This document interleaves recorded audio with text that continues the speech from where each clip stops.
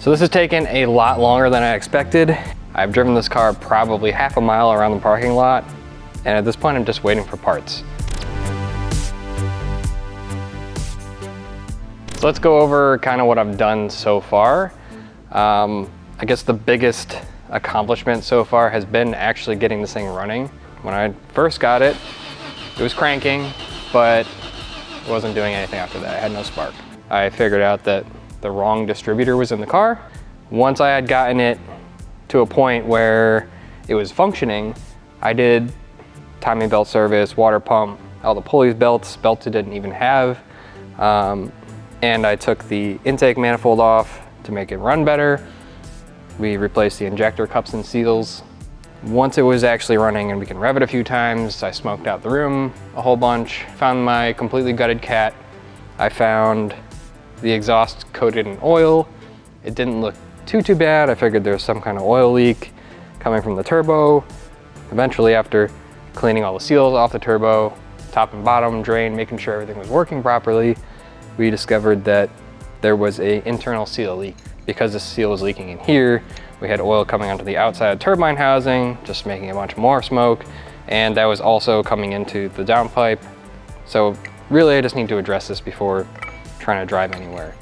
Let's see, what actually has been changed? So distributor, the ABS module, brake master cylinder, timing belt, water pump, power steering pump, injectors, seals, cups, will be turbo soon.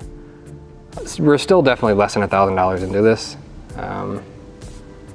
Not saying we will be by the time I'm done with this, because I'm sure there's a lot more that it needs, but I think we'll be running, driving, and on the road for less than $1,000 total.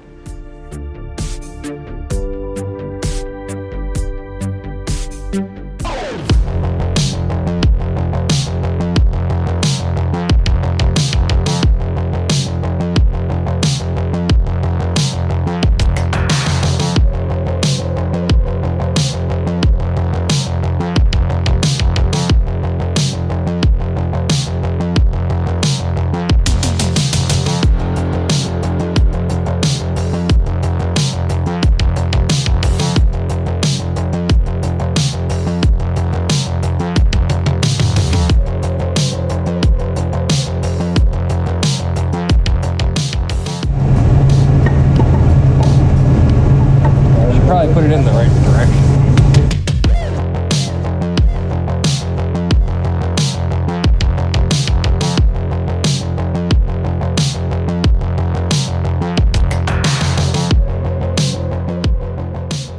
New turbo, new exhaust, new cold start valve, first start. Try it on its own, see what happens.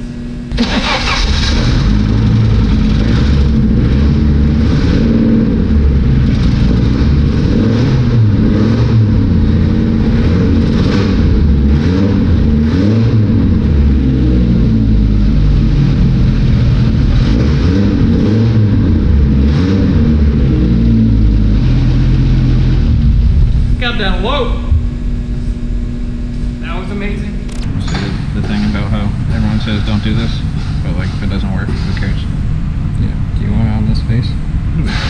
Squeegee. Okay. I I understand. do every little thing I can because it didn't look like anything was incredibly wrong other than a little bit of schmutz. My experience with CIS, nothing was wrong, and then you put it back together and it changes everything. I mean, that'd be great.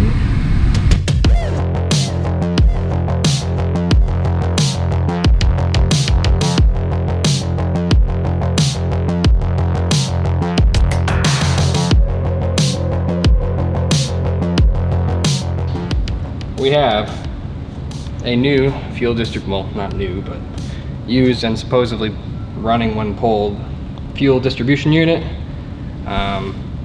All of the work I did rebuilding those other injectors, cleaning them out, putting new O-rings on and everything.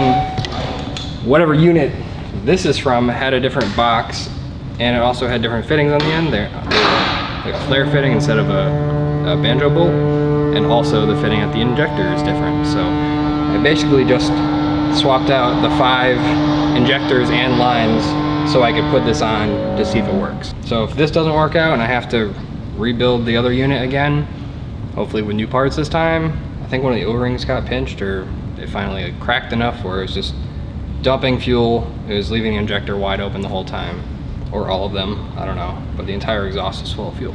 And I'm sure it probably still is, so it's gonna be some stuff that comes out. Hopefully it's running on all cylinders.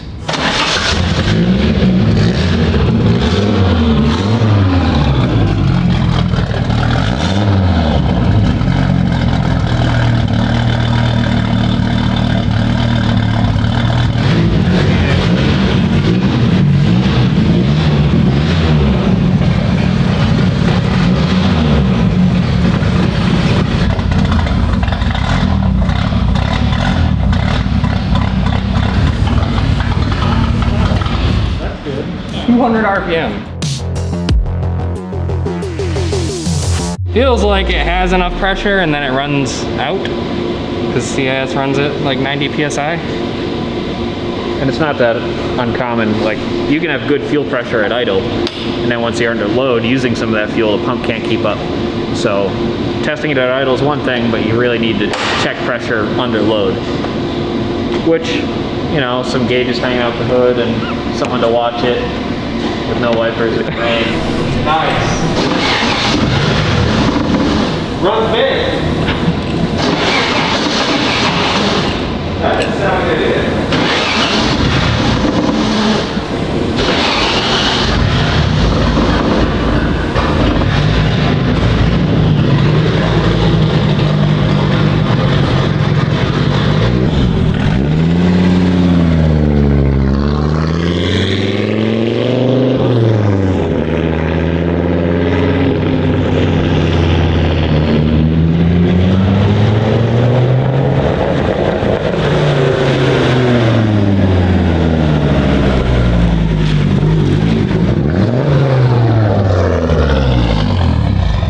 Dramatically losing fuel pressure, because like it'll be at 80, and it'll touch the throttle, it'll drop to like 60, and then you get on the throttle, it'll stay at 60 until you shut it off, turn it back on again. Like it'll load the pump, and then like the pump's vibrating and the gears are fucked up or something. And, It wasn't making a bunch of noise before, and now it is making a bunch of noise. So. what do you mean noise? The pump. The pump. Oh, the pump. Sounds like it's kind of eating rocks.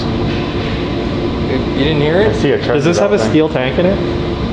Yes, but it also doesn't have any rust. Oh no. The car doesn't, but that doesn't mean the inside of the Are you sure the inside of the tank isn't full of rust?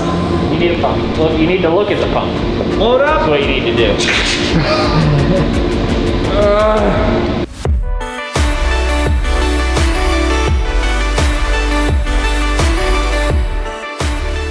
We're gonna be able to see here, but this side of the tank, far side, is pretty well emptied out, I think.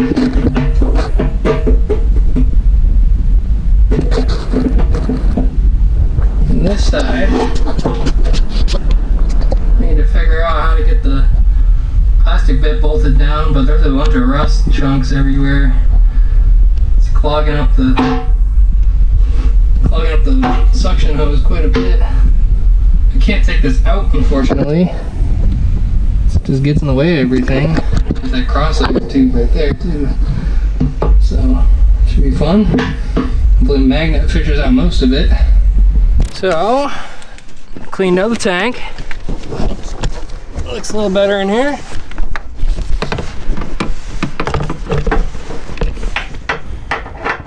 So hard to see, but you can tell it's a lot better. I vacuumed it out and wiped everything out that I could.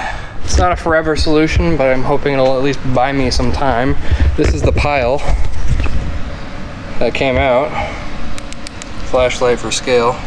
I'm gonna try to clean up that yellow box bracket thing for the fuel pump as best I can, and then bolt it back down. Tomorrow we get our new fuel pump. So hopefully after all that, we're finally on the road.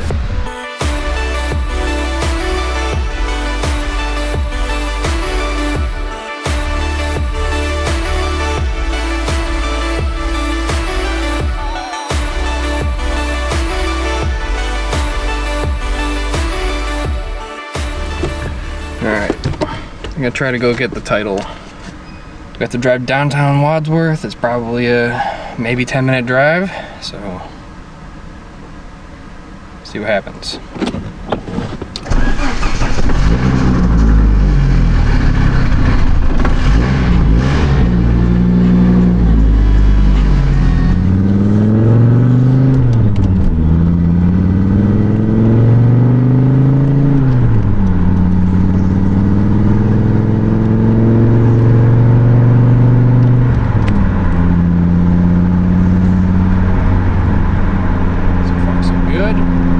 Starts to get a drive shaft vibration at like 40 miles an hour until like 60, and then it goes away. I think that's just because of the window well that I put in the center support bearing.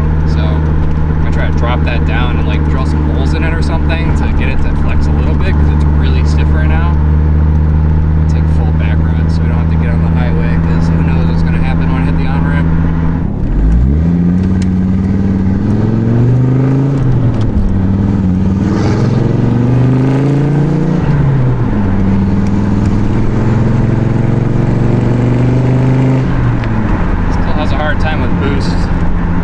Gonna trim enough to get there if I have to make adjustments, but I have our custom screwdriver to adjust the trim levels on the fuel at the CIS unit.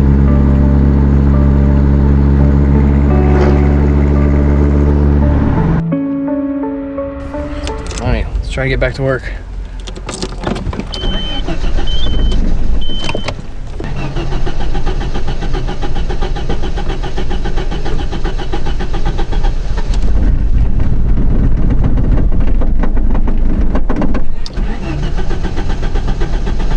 Weird.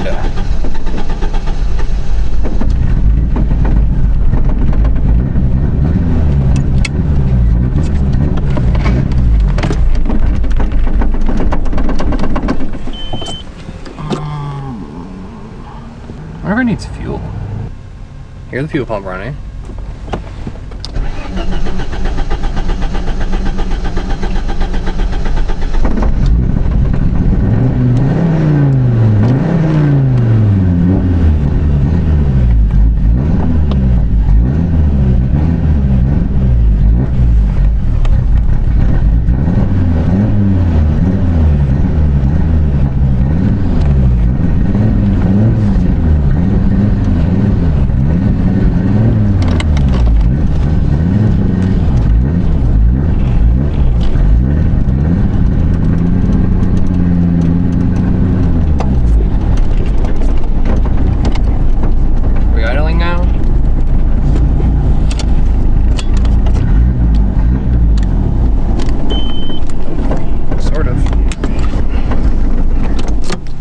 Put some fuel in it just in case. Let's see what happens. Alright, 5 gallons in it, fresh 93. It's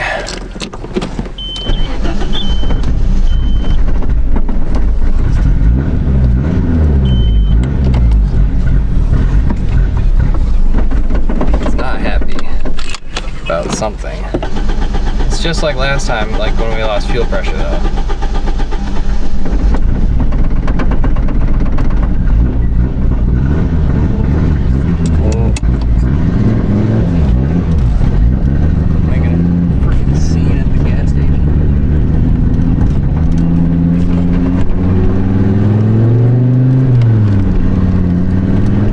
Driving and it's fine.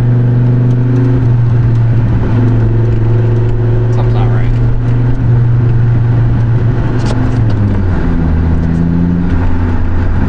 Does it idle? Yes.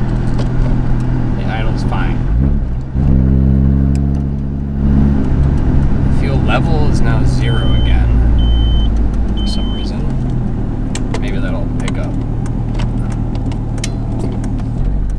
Right now, I have no idea where this adjustment is. I've turned it so many times, I don't even know where it is. And I've pretty much just given up on this whole fuel situation here. So I have 2 temperature sensors on order because they're $5 each, so why not just replace both of them? hopefully that fixes that issue with the ECU knowing if it's freezing cold or if it's up to temperature. And then also I just rebuilt the fuel distributor again. So Salvo, whatever it's called, they make a rebuild kit for these fuel distribution units. I tried to rebuild this before, not really rebuild it, just take it apart, clean it, and put it back together to see if that would do anything. And in the process, there's a couple O-rings that got pinched because they're old and dry rotted and not good. So they weren't this bad when I pulled them out, but when you assemble it, it's easy to catch an edge and basically just chip off the corner of the O-ring or catch the edge here and just shave it right off. So what that did was completely filled the exhaust with fuel and the engine and everything, and that was that giant mess behind the car. The idea is we're going back to the original injectors, so I can at least hopefully have some type of baseline so they're all the same. I can't keep making changes where I don't really know what's going on. So everything I do seems to not help. This is the fuel plate, and as air comes in the air box through the bottom, this moves up. The more air that flows through, the more it lifts the plate up. And that screw adjustment that I was talking about is right here. So I'm basically pushing down or relieving pressure on this so that it can change the fuel mixture at this pivot point where the fuel distributor is. So the more this plate goes up, the more the pin on the bottom of the fuel distributor goes up, the more fuel the engine gets. So not only can you change the fuel mixture with the screw itself, but then the ECU also does a little bit of trimming based on what feedback it gets from the O2 sensor. Yeah, hopefully I rebuilt it correctly this time.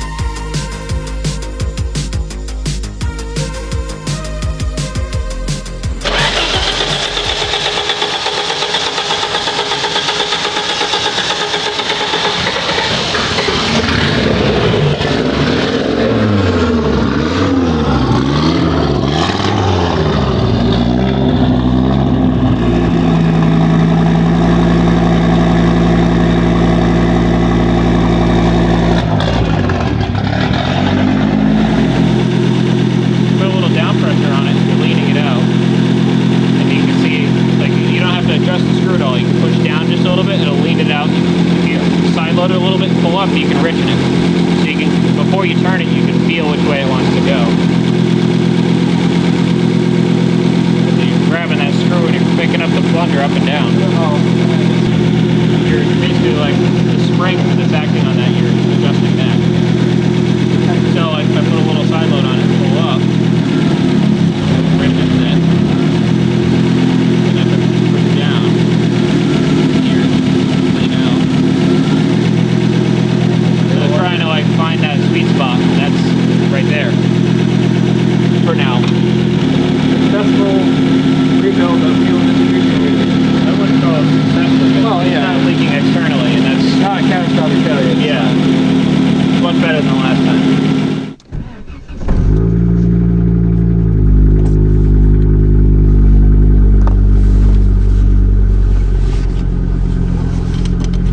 It's working for now. Last night I put the other fuel distributor back in the car, the one I got that I didn't think was going to be good, along with a new temp sensor, and now it seems to be doing better than it ever has, really.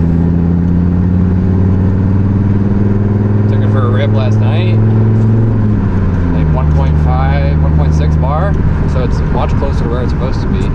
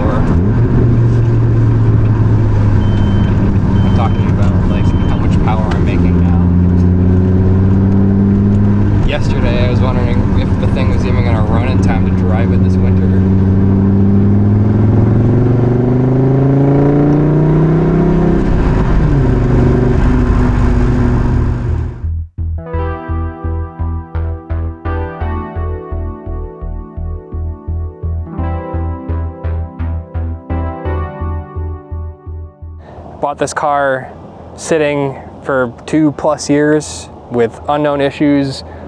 The interior was in shambles. Everything was just completely falling off of it, not working at all.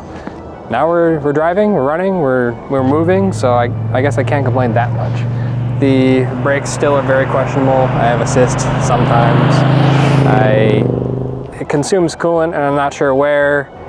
It leaks oil. I've done, so many things to it, and I'm so exhausted of working on it that I'm ready for winter to be over at this point. My expectation of this car was, all right, somebody parked it, they tried a couple parts. It was on the road before that, so it shouldn't be that hard to get going, but it wasn't that easy. Yes, the distributor was the issue, but the reason the alternator was on the floor was because it wasn't working either. The reason the front end was sagging so much was because it had been crashed into something at some point. Just had so many more issues than I didn't see at all when I went to go look at it. I replaced the ABS module, I replaced its master cylinder, power steering pump, lower and upper coolant hoses, thermostat, timing belt, water pump, front serpentine belts, fuel distributor multiple times trying to get that figured out by accident. It has a K24 turbo, so it has the quicker spool up, which is better for street driving.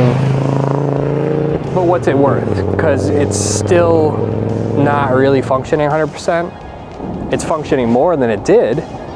So what's it worth to someone? $1,500 maybe? Who wants to adopt this child that needs help?